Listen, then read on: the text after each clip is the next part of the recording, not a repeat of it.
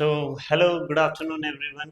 This is your lecture number 6 on work, energy, power.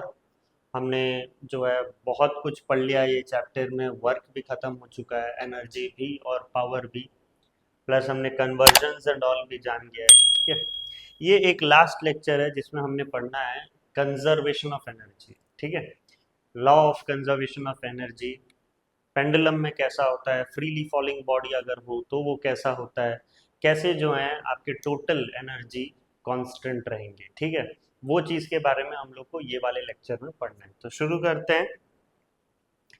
देखिए, conservation of energy, the principal of conservation of energy is one of the fundamental principle of nature. और ये क्या कहता है, हमें ये principal कहता है कि एनर्जी ना ही हम एनर्जी को क्रिएट कर सकते हैं और ना ही एनर्जी को हम डिस्ट्रॉय कर सकते हैं। हम एनर्जी को सिर्फ एक फॉर्म से दूसरे फॉर्म में चेंज कर सकते हैं। ठीक है, और एनर्जी का अगर हम लोग बात करें तो ऐसे वेरियस फॉर्म है, जैसे कि हमने पहले पढ़ा हुआ है, हीट एनर्जी है, साउंड एनर्जी है, लाइट एनर्जी है, मैकेनिकल एनर्जी है।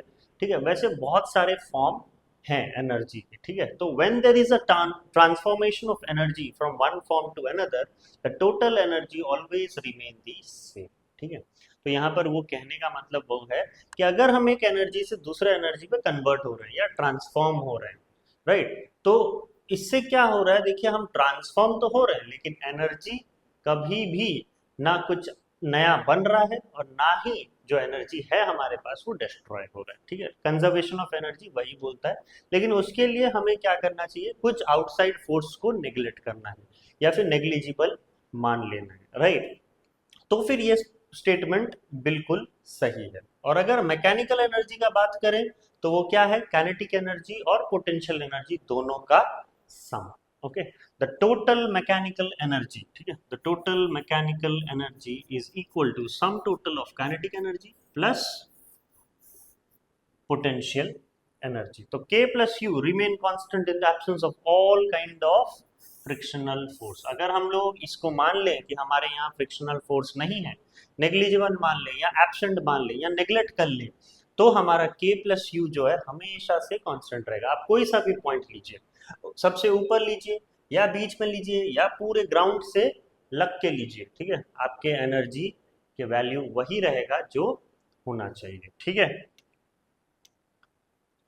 अगर हम लोग इसी को वेरीफाई करते हैं, ये तो हमने थ्योरेटिकली मैंने आपको बोल दिया कि हाँ, काइनेटिक एनर्जी और पोटेंशियल एनर्जी के वैल्यूज कांस्टेंट रहते हैं। ठीक है, आप कोई सा भी पॉइंट लीजिए, आप ऊपर वाले पॉइंट लीजिए या फिर आप बीच में हैं कहीं या फिर आप पूरे नीचे ऑन द ग्राउंड में हैं, आपको मैंने ये बोल दिया कि हाँ, तीनों में वैल्यू तो सेम होंगे, लेकिन प्रूफ तो भी तो चाहिए।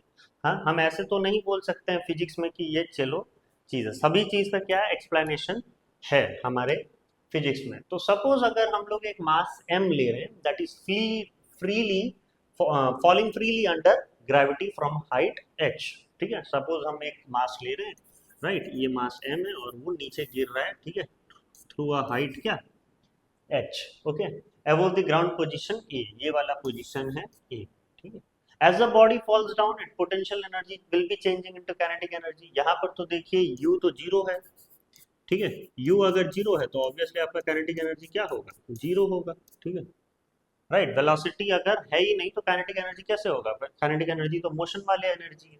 Okay, at each point of motion the sum of potential energy and kinetic energy, अगर हम सब जगह यहाँ पर यहाँ पर यहाँ पर सब जगह अगर हम लोग कैलकुलेट करते हैं तो आपके पोटेंशियल एनर्जी और काइनेटिक एनर्जी के जो एडिशन है, जो सम है, वो क्या होगा, कांस्टेंट रहेगा, कहीं पर भी चेंज नहीं होगा। अगर यहाँ पर सोच लीजिए mgh है ए में, तो बी में भी mgh होगा, सी में भी mgh होगा, ठीक है, डी पॉइंट में भी mgh होगा, तो सब जगह में एनर्जी सेम रहेगा। इसका मतलब वही है कि एनर्जी ना ही क्रिएट हो रहा है, कुछ नया एनर्जी जुड़ रहा है, और ना ही एनर्जी डिस्ट्रॉय हो रहा है। वो सब जगह आप देखिए सब पॉइंट में एनर्जी सेम है, तो उसी को लेके हमें प्रूफ करना है। ओके, सपोज हमने लिया एक पोजीशन ए में that is height h above the ground, B जो है when it has fallen through a distance x, suppose ये पॉइंट है बी, ओके, ये पॉइंट बी है, तो ये कुछ x डिस्टेंस से क्या हुआ, नीचे गिर चुका है, तो ये वाला जो डिस्टेंस होगा वो क्या होगा, टोटल h माइनस x होगा, या फिर at point C that is on दी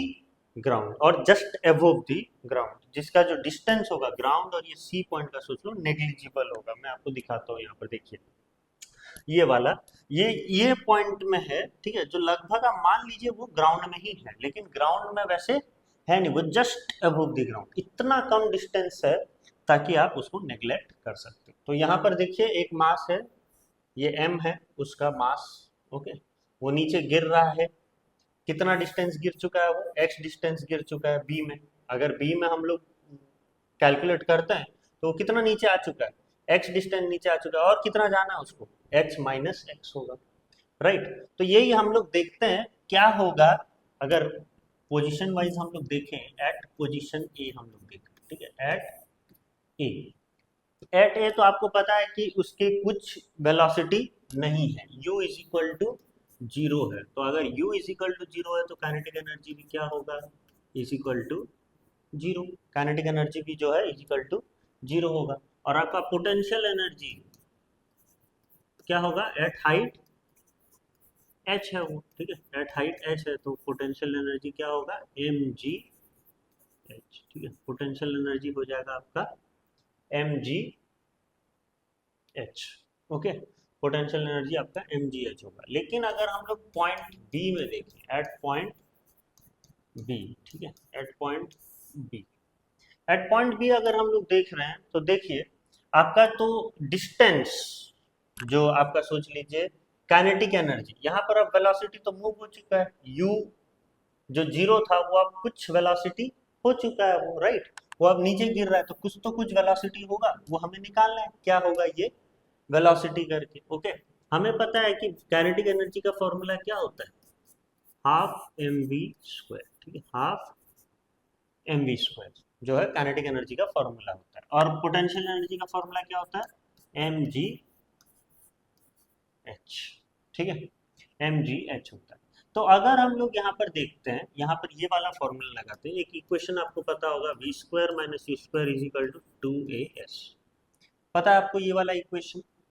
अगर हम लोग बी पॉइंट में देख रहे हैं, बी पॉइंट में आपका इनिशियल वेलोसिटी तो जीरो है, इनिशियल वेलोसिटी तो जीरो था, लेकिन फाइनल वेलोसिटी कुछ है, दैट इज v स्क्वायर, और u स्क्वायर क्या है, zero square is equal to 2 into A into S, मतलब कितना डिस्टेंस वो ट्रैवल कर चुका है, कितना डिस्टेंस ट्रैवल कर चुका है, x डिस्टेंस ट्रैवल कर चुका है, ठीक है, तो यहाँ पर x, तो यहाँ पर ये क्या हो जाएगा, v square is equal to 2a x, ठीक है, v square is equal to 2a x। अगर यही मैं यहाँ पर सब्स्टिट्यूट कर देता हूँ, ओके, यहाँ पर सब्स्टिट्यूट कर दूंगा तो ये क्या हो जाएगा, half into M into V square की जगह क्या लिखूंगा, 2a x, ठीक है, 2a x, तो ये 2 कैंसिल हो गया, तो क्या बचा, ma x, और ये जो है ग्रेविटी के अंडर एक्ट कर रहा है, तो फिर एक्सेलरेशन नहीं होगा, वो क्या हो जाएगा, ग्रेविटी हो जाएगा, mg x हो जाएगा, ठीक है, ये a की जगह आप क्या लगा दोगे, g लगा दोगे, है कि नहीं, m की जगह g लगा दोगे। और अगर पोटेंशियल एनर्जी देखें तो वो तो ग्राउंड से नापा जाता है, तो ग्राउंड से वो कितना दूर में है, अब h माइनस एक्स के डिस्टेंस में दूर में है, तो ये पोटेंशियल एनर्जी जो हो जाएगा वो क्या हो जाएगा, mg h की जगह कितना डिस्टेंस लगाओगे आप, mg h माइनस x, तो अगर हम लोग उसको मल्टीप्लाई करते हैं तो क्या हो जाएगा, mg h minus mg x, अगर दोनों का सम निकालें हम लोग, ठीक है, potential energy plus kinetic energy, ठीक है, अगर एट बी हम लोग टोटल एनर्जी निकाल रहे हैं, टीई निकाल रहे हैं, तो पोटेंशियल एनर्जी आपका क्या है, mgh माइनस mgx, और काइनेटिक एनर्जी क्या है, प्लस mgx, ठीक है, तो minus mgh plus mgx cut गया, तो बचा क्या, mgh, ठीक है, बचा क्या, mgh। तो एट बी भी देखिए आपका क्या आया, mgh आया, और एट ए भी आपका क्या आया था, mgh। अब एट सी देखते हैं क्या है, ठीक है, एट सी मतलब यहाँ पर आप ध्यान दीजिए, एट सी, ठीक है, एट सी, तो अब वो जनरली हाइट है ही नहीं बिल्कुल, वो पूरा टच कर चुका है ग्राउंड में, जो है आपका मास जो भी है, जो ऑब्जेक्ट है, वो ऑलरेडी ग्राउंड में टच कर चुका है, तो हाइट आपका क्या होगा यहाँ पर, at C height is equal to zero होगा। और अगर height is equal to zero है तो मतलब potential energy is equal to क्या हो जाएगा, पूरा जीरो हो जाएगा। पोटेंशियल एनर्जी जो है आपका पूरा जीरो हो जाएगा। और अगर काइनेटिक एनर्जी का बात करें तो वो तो हाफ एम बी स्क्वायर ही रहेगा, ठीक है, हाफ एम बी स्क्वायर ही रहेगा। तो हाफ एम बी स्क्वायर में आप दे दीजिए into M into V square की जगह में आप क्या लगाओगे यहाँ पर, वही सेम टू जी।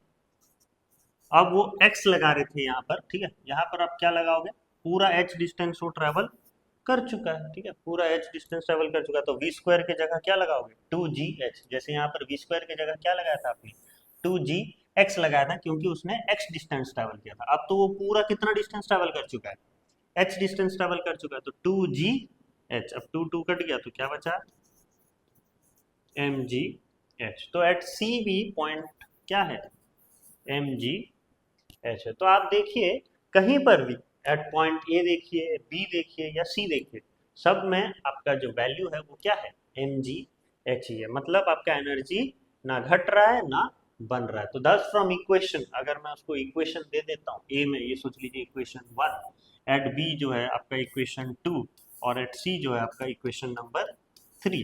तो from all the three equations we note that the total mechanical energy always remain constant at each point of motion and is equal to initial potential energy at height h।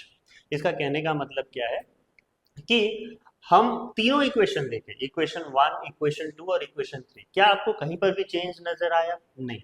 हमेशा आपका जो mechanical energy है वो क्या है, constant है, ठीक है, कांस्टेंट है। और अगर हम लोग उसको कंपेयर करें तो कैसे करेंगे, देखिए आपका इनिशियल पोटेंशियल एनर्जी आपका क्या था, आपका जो इनिशियल पोटेंशियल एनर्जी वो था mgh, और इनिशियल काइनेटिक एनर्जी आपका जीरो था। तो इनिशियल पोटेंशियल एनर्जी का जो वैल्यू है वही आ रहा है कि नहीं, हाँ, आपका यहाँ पर इनिशियल पोटेंशियल एनर्जी mgh था, तो सब जगह देखिए आपका वैल्यू mgh ही रह रहा है। तो वही वो बोल रहा है, एज द बॉडी फॉल्स, फिर जब वो बॉडी गिर रहा है, द पोटेंशियल एनर्जी जो mgh था वो धीरे धीरे क्या हो रहा है, अब जीरो की तरफ आ रहा है ना। वो देखिए जब था यहाँ पर तो mgh था, जब वो नीचे गिरते गया तो सी का वैल्यू क्या हो, मतलब एट पॉइंट सी आपका पोटेंशियल एनर्जी क्या हो गया, जीरो हो गया, मतलब वो डिक्रीज कर रहा है। और काइनेटिक एनर्जी था जीरो में, वो नीचे नीचे आते आते आपका काइनेटिक एनर्जी क्या हो गया, mgh, मतलब काइनेटिक एनर्जी बढ़ रहा है और पोटेंशियल एनर्जी क्या हो रहा है, घट रहा है। तो इवेंचुअली यहाँ पर वही बोल रहा है, as a body falls is potential energy decreases and kinetic energy increases by the same amount. जितना पोटेंशियल एनर्जी डिक्रीज हो रहा है उतना ही काइनेटिक एनर्जी बन रहा है। Eventually the potential energy changes into kinetic energy.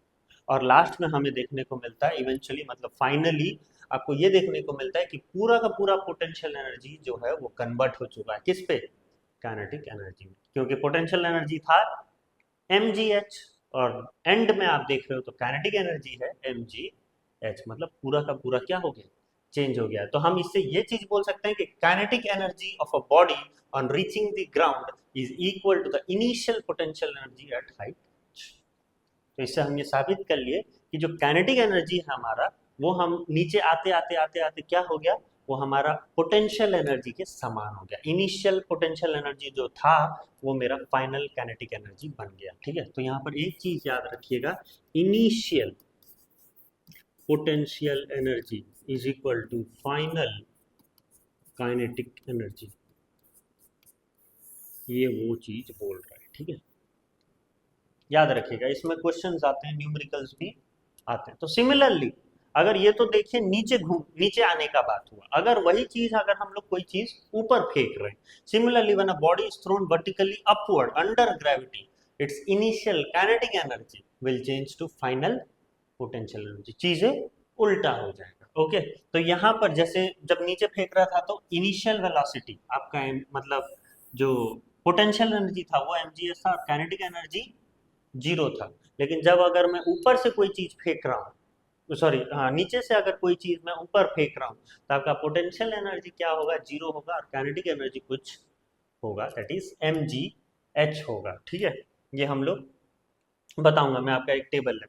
तो कीप्स ऑन डिक्रीजिंग, ठीक है। अब जनरली क्या होता है, जब हम चीजें ऊपर फेंक रहे हैं तो काइनेटिक एनर्जी जो है वो क्या होगा, डिक्रीज करता जाएगा, और पोटेंशियल एनर्जी क्या होगा, इंक्रीज करता जाएगा। ओके, जब हम चीजें ऊपर फेंक रहे हैं, तो हम जब नीचे फेंक रहे थे तो पोटेंशियल एनर्जी कुछ mgs था, वो नीचे आते आते क्या हो जा रहा था, जीरो हो जा रहा था, पोटेंशियल एनर्जी डिक्रीज हो रहा था।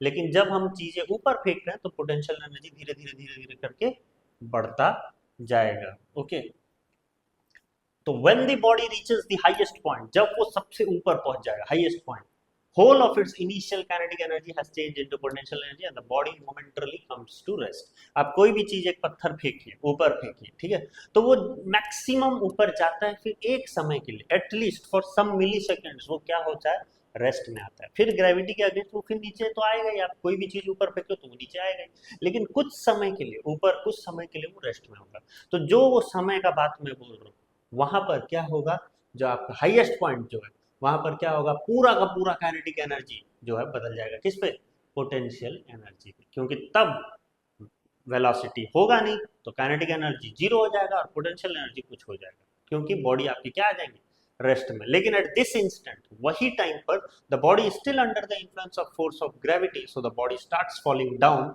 And its potential energy begins to change into kinetic energy again, ठीक है। लेकिन ग्रेविटी के अंदर है, आप हमेशा, ये हमेशा तो हवा में रहेगा नहीं, ओके, वो ऑब्वियसली नीचे आके गिरेगा, कुछ समय के लिए, कुछ मिली सेकंड के लिए वो रेस्ट में रहेगा, फिर वो क्या करेगा, नीचे आने का कोशिश करेगा। तो उसने जो भी पोटेंशियल एनर्जी गेन किया था, राइट, जो काइनेटिक एनर्जी बदला था पोटेंशियल एनर्जी में, वो फिर अब क्या होगा, पोटेंशियल एनर्जी से फिर से काइनेटिक एनर्जी में बदलने लग जाएगा, क्योंकि वो फिर से मोशन में आ जाएगा। तब तो रेस्ट में था, इसलिए काइनेटिक एनर्जी जीरो हो गया था। ओके, तो डाउनवर्ड मोशन का तो मैं आपको पूरा डेरिवेशन करके बताया। ओके, अपवर्ड मोशन का आप देख लीजिए, मैं बताता हूँ आपको, ठीक है। तो डाउनवर्ड मोशन, जो हम लोग का जो हाईएस्ट पॉइंट था वो ए था।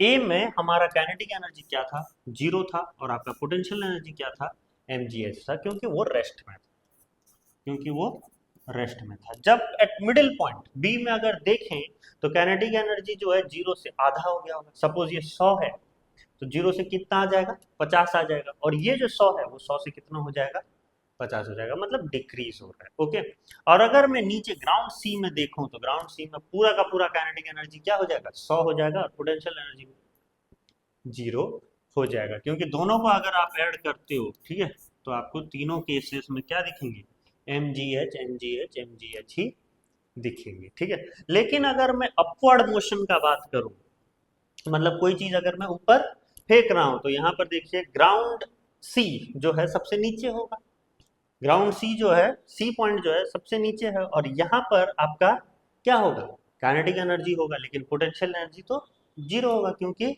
यहाँ पर हाइट बिल्कुल है ही नहीं, है ना। आप चीजें ऊपर से फेंक दो तो हाइट यहाँ पर इक्वल टू जीरो होगा, वो तो कोई चीज थोड़ा भी ऊपर गया नहीं है अभी तक, तो वो ग्राउंड में ही है, मतलब हाइट आपका जीरो है, लेकिन कुछ वेलोसिटी होगा, वही फॉर्मूला लगाना है, तो यहाँ पर आएगा आपका पूरा mgh।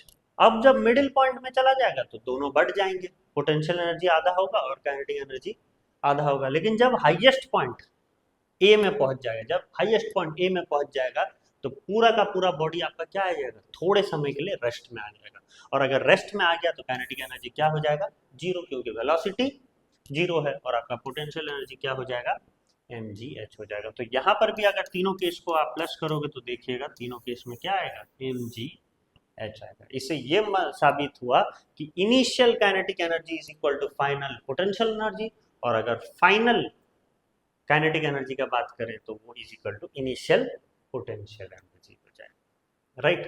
तो ये दोनों केस है, ये डाउनवर्ड मोशन है और ये अपवर्ड मोशन है। बहुत बार ये सवाल आता है इसमें से, तो ध्यान दीजिएगा। ओके, अगर ये सारे कैलकुलेशन जो हमने किया अभी, इसमें हमने एक चीज इग्नोर किया है, वो है क्या, force of friction between the body and the air, ठीक है। एयर और बॉडी के बीच में कुछ फ्रिक्शन फोर्स होगा, जिसको हमने क्या किया है, नेग्लेक्ट किया, ठीक है। अगर हम लोग उसको मिलाने लग जाएंगे, या इसको कैलकुलेट करने लग जाएंगे, या इसको हम जोड़ेंगे, तो ऑब्वियसली हमारा जो काइनेटिक एनर्जी है वो थोड़ा ना थोड़ा जो है कन्वर्ट होगा किस पे, हीट एनर्जी या साउंड एनर्जी, ठीक है। फ्रिक्शन की वजह से कुछ कन्वर्ट होगा, और वो क्या होगा, एयर में लीक होने लगेगा, वो काइनेटिक एनर्जी डिसिपेट होने लगेगा। मतलब डिसिपेट का इन द मतलब लॉस होने लगेगा, ठीक है, और जिसके वजह से kinetic energy will be less than mgh। हम लोग जो ग्राउंड में काइनेटिक एनर्जी मेरा क्या आया था, mgh आया था ना, मैं बात कर रहा हूँ डाउनवर्ड मोशन का, ठीक है, डाउनवर्ड मोशन में काइनेटिक एनर्जी mgh आया था ना, ठीक है, क्योंकि हाइट आपका इजिकल टू जीरो था, तो आपका पोटेंशियल एनर्जी तो जीरो था और पूरा काइनेटिक एनर्जी क्या था, mgh। लेकिन अगर हम लोग ये वाला सब चीज अगर हम लोग इग्नोर नहीं करते हैं, उसको अगर हम लोग कंसिडर करते हैं, तो हमारा mgh नहीं आएगा, कुछ कम आएगा।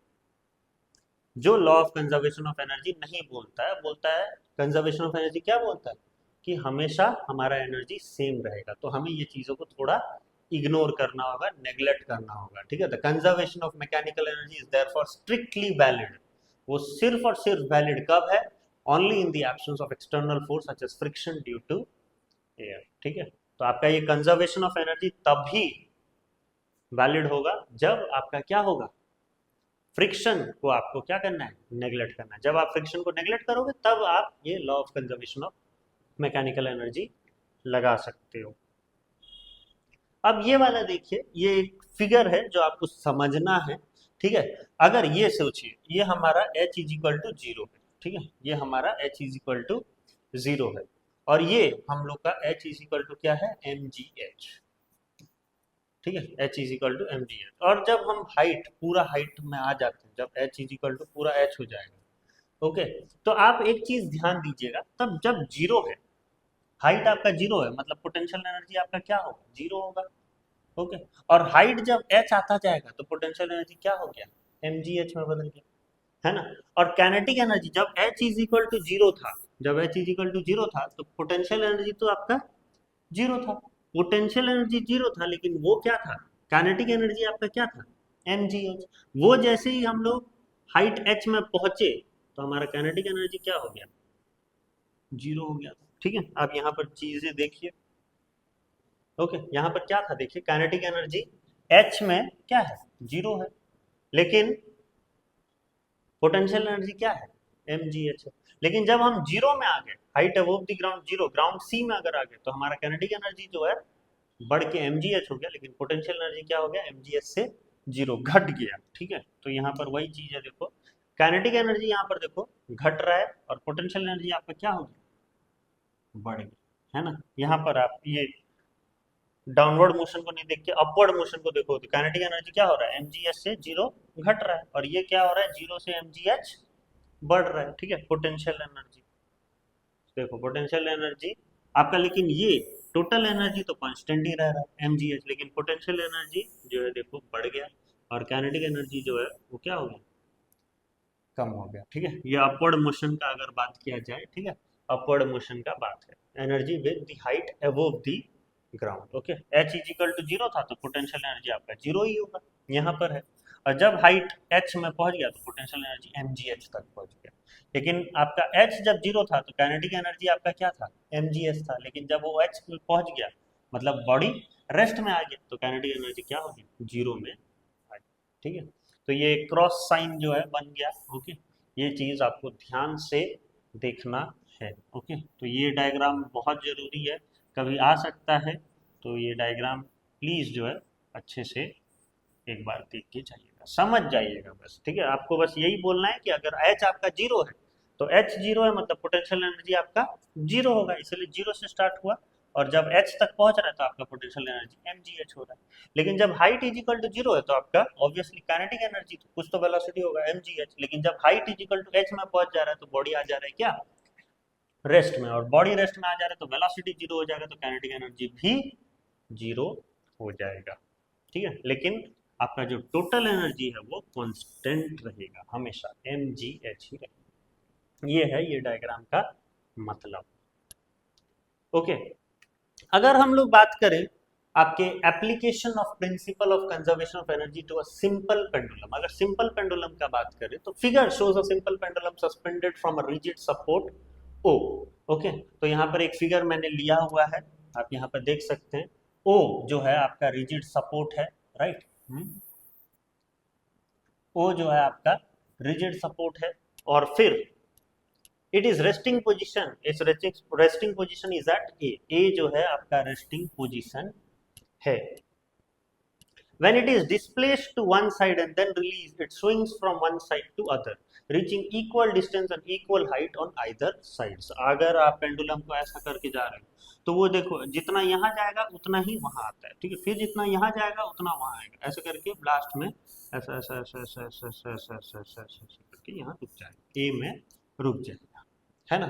लेकिन वो जितना इतना डिस्टेंस अगर वो यहाँ ट्रैवल कर रहा है इतना डिस्टेंस, ठीक है, तो ये यहाँ पर भी उतना डिस्टेंस ही ट्रैवल करेगा, वो चीजें बोल रहे हैं। तो अगर यहाँ पर भी हम लोग फोर्स ऑफ फ्रिक्शन को नेग्लेक्ट करते हैं, ठीक है, between the ball and the surrounding air, क्योंकि बॉल मतलब ये बॉब जो बोल सकते हो आप, ठीक है, अगर ये अगर ऐसा जा रहा है तो वो ऑब्वियसली एयर से टकराता होगा, तो कुछ फ्रिक्शंस जनरेट होते होंगे एयर और बॉल के बीच में, या एयर या बॉब के बीच में, तो that is why it creates, it might be like energy might be lost here, okay. लेकिन ये सब चीज को आपको क्या करना है, नेग्लेक्ट करना है। The motion of pendulum is explain by applying principal of conservation of energy, ठीक है। तो यहाँ पर हम एक्सप्लेन करते हैं क्या हो रहा है क्या नहीं, ठीक है। अभी आप देखिए यहाँ पर 3 पॉइंट्स हैं यहाँ पर भी, at point A, at point B, at point C. तो या जनरली अगर हम लोग देखते हैं एट पॉइंट ए बी और सी, ठीक है, तो अगर हमारे 3 डिफरेंट पॉइंट है ए बी और सी, तो ए में आपका हाइट आपका हमेशा क्या रहेगा, 0 रहेगा, और बी में आप देखिए कुछ हाइट जो है रेज होके, और सी में भी कुछ हाइट जो है रेज होके है। तो अगर हम लोग एट पॉइंट ए का बात करें, एट पॉइंट ए, ठीक है, एट पॉइंट ए जनरली आपका हाइट आपका क्या है, 0 है। तो अगर हाइट 0 है तो आपका पोटेंशियल एनर्जी तो mgh है, और अगर h 0 है तो पोटेंशियल एनर्जी भी क्या होगा, 0 होगा। और काइनेटिक एनर्जी यहाँ पर मान लीजिए, ठीक है, क्या है, mgh है, ठीक है, mgh है। लेकिन अगर हम लोग एट पॉइंट बी जाते हैं, ठीक है, तो पॉइंट बी अगर हम लोग जा रहे हैं तो बी हमारा क्या है, एक्सट्रीम पोजीशन, जहां पर जाके एक बार के लिए, ठीक है, एक बार के लिए बॉब क्या होगा, रेस्ट में आएगा, कुछ मिली सेकेंड के लिए तो ये बॉब रेस्ट में आएगा ना। तो अगर बॉब रेस्ट में आता है मतलब वेलोसिटी आपका क्या है, 0 है, और अगर वेलोसिटी आपका 0 है मतलब काइनेटिक एनर्जी आपका क्या होगा, 0 होगा, काइनेटिक आपका 0 होगा, और वो कुछ हाइट में रेज होके, ठीक है, कुछ हाइट रेज होके, तो आपका पोटेंशियल एनर्जी क्या होगा, mgh, ठीक है। फिर वो क्या करेगा, बी से अपने ओरिजिनल पोजीशन में आना चाहेगा, तो वहां पर फिर से जो है जो पोटेंशियल एनर्जी उसने कमाया था, ठीक है, पोटेंशियल एनर्जी जो उसने गेन किया था वो फिर से क्या हो जाएगा, 0 में आ जाएगा, ठीक है। और फिर वो इस तरफ जाएगा, इस तरफ अगर जाएगा तो ऑब्वियसली फिर जब इस तरफ जा रहा है तो ये बॉब कुछ सेकंड के लिए क्या होगा, कुछ सेकंड के लिए रेस्ट में आएगा, ठीक है। एट पॉइंट सी भी, पॉइंट सी भी हमारा क्या है, एक्सट्रीम पोजीशन, ठीक है, ये भी आपका एक्सट्रीम पोजीशन है। तो कुछ सेकंड के लिए, ओके, कुछ सेकंड के लिए आपका,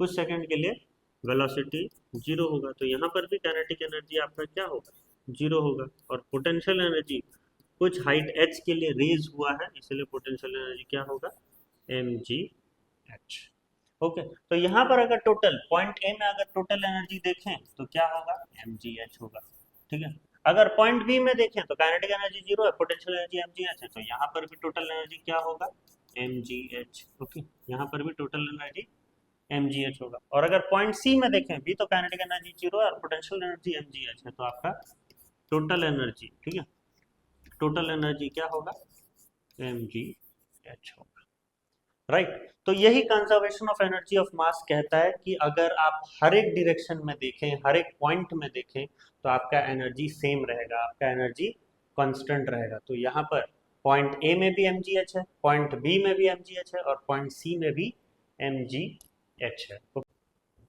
सो या तो ये आपका देखिए पहला क्वेश्चन है, a ball of mass 0.2 kg, तो यहाँ पर मास दिया हुआ है आपको 0.20 kg, ठीक है, इज थ्रोन वर्टिकली अपवर्ड, हम लोग उसको ऊपर उछला रहे हैं, ठीक है, विद द इनिशियल वेलोसिटी, हम लोग का कुछ इनिशियल वेलोसिटी है that is 20 metre per second, okay, 20 metre per second. Calculate the maximum potential energy it gain as it goes up, okay. तो आपका पोटेंशियल एनर्जी जो है वो हमेशा पता है आपको, अगर कोई भी चीज मैं नीचे से ऊपर फेंक रहा हूँ, ठीक है, नीचे से ऊपर फेंक रहा हूँ, तो जब वो नीचे में रह रहा है तो ऑब्वियसली उसका हाइट क्या है with respect to lower portion, ठीक है, एच आपका क्या है, जीरो है। अगर एच जीरो है तो पोटेंशियल एनर्जी भी जीरो होगा, और अगर पोटेंशियल जीरो है तो आपका काइनेटिक एनर्जी क्या होगा, एम जी एच होगा, है ना। V square minus U square is two S वाला डाल के, ठीक है, काइनेटिक एनर्जी आपका एम जी एच है। ओके, तो अगर काइनेटिक एनर्जी आपका एम जी एच है, तो जब ऊपर जा रहा है तो हम लोग को मैक्सिमम पोटेंशियल एनर्जी पूछा है, तो वो पोटेंशियल एनर्जी कैसे हो जाएगा, कन्वर्ट कैसे हो जाएगा, आपका पोटेंशियल एनर्जी आपका यहाँ पर क्या हो जाएगा, काइनेटिक एनर्जी के समान हो जाएगा, है ना, काइनेटिक एनर्जी के समान हो जाएगा ना। तो यहाँ पर काइनेटिक एनर्जी का फॉर्मूला लगाओगे। ओके, तो यहाँ पर maximum potential energy will become what, initial kinetic energy, ठीक है, potential energy is equal to initial kinetic energy. तो यहाँ पर फॉर्मूला लगाओगे half into M into V square, ठीक है।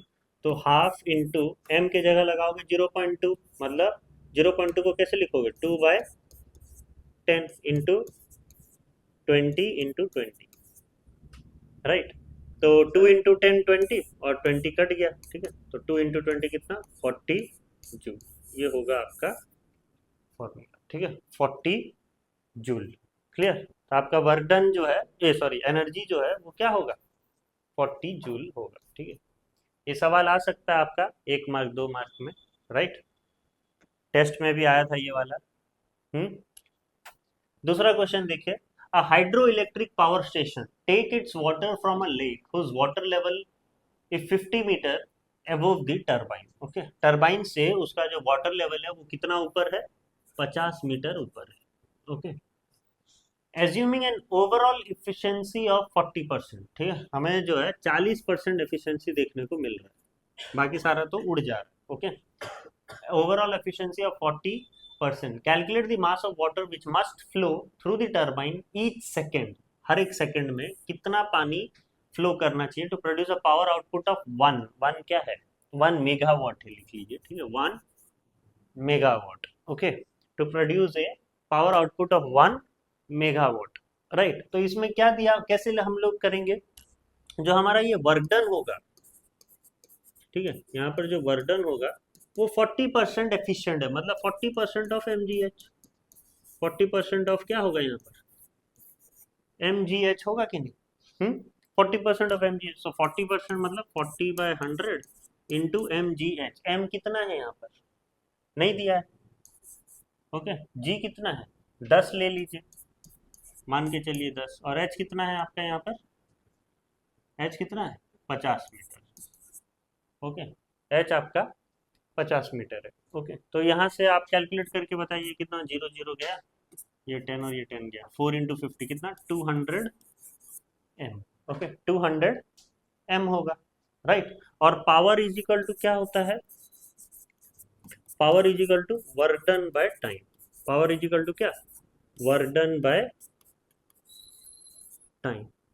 Okay, power is equal to work done by time. तो आपका पावर कितना जनरेट हो रहा है, 1 मेगावाट। 1 मेगावाट मतलब क्या, 1 इंटू 10⁶ वाट, है कि नहीं, 1 into 10⁶ watt is equal to work done आपका कितना है, 200 एम बाय टाइम आपका कितना है, टाइम आपका कितना है,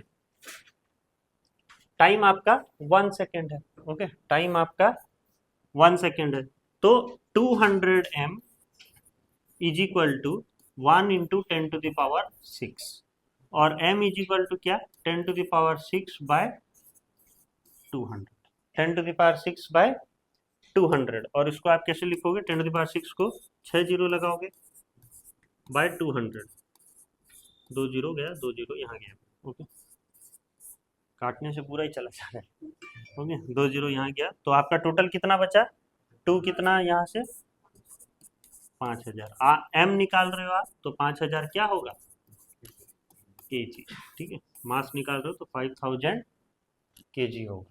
ओके, तो ये समझ में आया आपको, ठीक है, ये फॉर्मूला आपको लगाना है, ये क्वेश्चन बहुत जरूरी है ये वाला, ठीक है, क्योंकि इसमें बहुत कुछ यूज हो रहा है। देखिए, कंजर्वेशन ऑफ एनर्जी भी यूज हो रहा है, वर्डन का फॉर्मूला लग रहा है, पावर का फॉर्मूला लग रहा है, ठीक है, यहाँ पर आप कन्वर्जन भी कर रहे हो, मेगावाट से वाट का कन्वर्जन कर रहे हो, तो बहुत कुछ आप कर रहे हो। ओके, राइट, तो ये बहुत एप्लीकेशन है इसमें, बहुत सारे फॉर्मूला का, तो ये आप देख के जाइएगा ये वाला। नेक्स्ट ये वाला कैसे करेंगे? A metal ball of mass 2 kg is allowed to fall freely from a rest from a height of 5 metre above the ground। ठीक है, तो एक मेटल बॉल है, सोच लीजिए, ठीक है, मेटल बॉल वो 2 केजी का है, ठीक है, 2 केजी का है, उसको हम नीचे गिरा रहे हैं, राइट, अबोव द ग्राउंड। इसका हाइट कितना है? 5 मीटर। और अब जो है वो रेस्ट में, ठीक है, वो क्या है? रेस्ट में। रेस्ट में मतलब u is equal to zero होगा, और अगर u is equal to zero है तो kinetic energy is equal to क्या होगा? जीरो होगा। और आपका पोटेंशियल एनर्जी यहाँ पर क्या होगा? एम जी एच, है कि नहीं? क्योंकि ग्राउंड से वो कितने हाइट में है, सोच लो, एच हाइट में है ना? तो पोटेंशियल एनर्जी क्या होता है? M G H, conservation of energy के हिसाब से। तो यहाँ पर वही बोला है, determine the potential energy possessed by the ball when initially at rest. तो ये फॉर्मूला लगाओगे पहला वाला का, ठीक है, potential energy is equal to M G H, मतलब एम कितना है? 2 के जी, इंटू ग्रेविटी ले लीजिए 10, ठीक है, 10 ले लीजिए, जी इज इक्वल टू, और एच आपका कितना है? 5, तो ये हो गया आपका कितना? 100 जूल। ठीक है, ये हो गया आपका 100 जूल। सेकंड क्वेश्चन में क्या बोला है? What is the kinetic energy of the ball just before hiring hitting the ground होगा वो, ठीक है, just before hitting the ground. तो हमेशा आपको याद रखना है, देखो ये हम जस्ट जो है ग्राउंड को हिट कर रहा है उससे पहले हम लोग नापते हैं, राइट, लेकिन हम लोग इतना ऊपर नहीं नापते, ओके, बहुत कम डिस्टेंस होता है ग्राउंड और ये ऑब्जेक्ट के बीच में, सोच लीजिए नेग्लिजिबल डिस्टेंस होता है, तो हम लोग मान के ही चलते हैं कि ये पूरा 5 मीटर ही है। नहीं तो अगर हम लोग चाहें तो वो कितना होगा? 4.9999 कुछ होगा, ओके, बहुत नेग्लिजिबल होता है। Just before hitting the ground हम लोग को काइनेटिक एनर्जी बताना। तो ऑब्वियसली काइनेटिक एनर्जी यहाँ पर जीरो था, और हमें पता है कि वो पूरा नीचे आते आते तक पूरा जो पोटेंशियल एनर्जी है वो काइनेटिक एनर्जी में बदल जाता है। तो पोटेंशियल एनर्जी आपका एम जी एच था, वो पूरा बदल के काइनेटिक एनर्जी हो जाएगा एम जी एच। होगा कि नहीं? तो just before hitting the ground भी काइनेटिक एनर्जी आपका निकालोगे, तो वही सेम फॉर्मूला लगाना है, that is M G H, okay, और वही 2 इंटू 10 इंटू 5, दैट इज क्या? 100 जी। तो आपको ऐसा नहीं लिखना है, यहाँ पर आपको लिख लेना है कि जो काइनेटिक एनर्जी, ये लिखना है, नहीं तो फिर मतलब नहीं बनता। आपको ये वाला पॉइंट जरूर लिखना है, kinetic energy before hitting the ground is equal to, ठीक है, is equal to initial potential energy. ये स्टेटमेंट का बहुत मतलब है, ठीक है, इनिशियल पोटेंशियल एनर्जी, ओके, तो ये 100 जूल होगा। फिर थर्ड क्वेश्चन क्या पूछा है? What happens to the mechanical energy after the ball hits the ground and come to rest? Mechanical energy को क्या होगा जब वो ग्राउंड में हिट कर जाता है, रेस्ट में जब आ जाता है, तो कुछ चीजें चेंज होंगी, ठीक है। Mechanical energy will get converted to what? क्योंकि मेटल बॉल है तो हीट एनर्जी में चेंज होगा, और साउंड एनर्जी, एक साउंड क्रिएट होगा जब वो मेटल बॉल नीचे गिरेगा, जैसे ही ग्राउंड में स्ट्राइक करेगा तो एक साउंड आएगा जरूर, ओके, हाँ, तो mechanical energy converts to, okay, वैसा ही होता है, हाँ, कल भी हुआ था, जैसे दो लोग गिरे, ओके, दो लोग गिरने से क्या हो रहा है? साउंड क्रिएट हो रहा है ना, तो वैसे mechanical energy converts to sound energy और heat energy, converts to sound energy and heat energy, okay, sound energy and heat energy, okay, तो इसमें कन्वर्ट हो जाता है। ये आपको लिखना है थर्ड बिट। समझ में आया ये क्वेश्चन? हाँ, 1 2 और 3। नेक्स्ट ये वाला देखते हैं। The bob of a simple pendulum, okay, is imparted a velocity of 5 metre per second, ठीक है, आपका जो वेलोसिटी है, ठीक है, वो कितना है? 5 metre per second. When it is at a mean position, to what maximum vertical height will it rise on reaching to its extreme position? ठीक है, एक्सट्रीम पोजीशन मतलब ये सोच लीजिए आपका पेंडुलम होता है, ये सोच लीजिए, ठीक है, ये आपका बॉब है, ठीक है, यहाँ पर तो आपका काइनेटिक एनर्जी क्या होता है? mgh होता है। और पोटेंशियल एनर्जी, क्योंकि हाइट जीरो है, h जीरो है, तो आपका पोटेंशियल एनर्जी यहाँ पर क्या होता है, जीरो होता है। लेकिन जब वो इस तरीके से यहाँ आएगा, ओके, और जब वो ऐसा यहाँ जाता है, तो वो सोच लीजिए जो इस तरीके से ऐसा जा रहा है वो, तो वो थोड़ा हाइट से रेस करता है कि नहीं, ये इसका ओरिजिनल हाइट है, यहाँ से कुछ हाइट से रेस करेगा, तो यहाँ पर काइनेटिक एनर्जी तो आपका जीरो होता है, लेकिन पोटेंशियल एनर्जी क्या होता है, हाइट के वजह से mgh होता है। और यहाँ पर भी जब बॉब जा रहा है, मैं अभी आपको बताया था, ओके, यहीं से जो है बॉब जा रहा है, तो बॉब कुछ समय के लिए तो रेस्ट में आएगा, है ना। बेशक वो बॉब फिर ये वाले पोजीशन में आएगा, सपोज इसको ए रखते हैं, इसको बी रखते हैं और इसको सी रखते हैं, वो सी से ए में तो आएगा, लेकिन सी में कुछ समय के लिए तो वो रेस्ट में रहेगा फॉर एनी मिली सेकेंड्स, हाँ। तो वहां पर वेलोसिटी जीरो हो गया, तो काइनेटिक एनर्जी क्या हो जाएगा, जीरो, और आपका potential energy due to some height क्या होगा, mgh होगा, ठीक है। तो वही एप्लीकेबल यहाँ पर है। तो when it is at mean position, to what maximum vertical height will it rise to its extreme position, 60% of its energy is lost in overcoming friction of air। तो अगर 60% लॉस हो गया, तो हमारे पास और कितना एनर्जी बचा है, 40%।